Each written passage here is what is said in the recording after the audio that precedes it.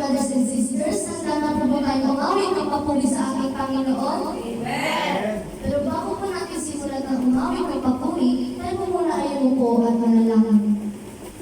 Aming mga pangyarihan Diyos, nagpapasalamat po kami Panginoon sa araw na ito, Lord, na muli po kami nakatitip-tipon upang magkaroon, Lord, ng iyong mga salita. And also, Lord, salamat din po rin sa isang linggo, Lord, na ibinigay niyo po sa amin, Lord, na binigyan niyo po kami ng kalakasan sa aming pamamatawan at iningatan niyo po kami. Lord, you are so amazing, Lord, O God. Yung sa oras na ito, Lord, nagpapakumbaba po kami. Humingi po kami ng kapatawaran sa mga kasalanan na nagagawa natin araw-araw. Inisipin po kami ng ginagawa na natutulog ang mga tatalampakan. Lalo-lalo na, Lord, ang aming puso't isipan. Kung ano man po, Panginoon, ang nandito kong dumi sa amin, inisip niyo po kami upang kami po'y makaharap sa iyo ng may kalinisan at may kabagaran.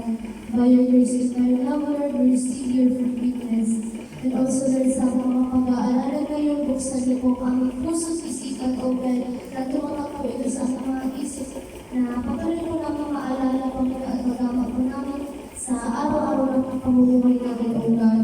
And also, Lord, dito sa lugar na ito, patuloy po balutan na wala nang lubang lugar na ito na wala pa makakapasok at makakalistar na enemies, O God, na magiging invisible kami sa mga mata ng mga kaaway, O Lord.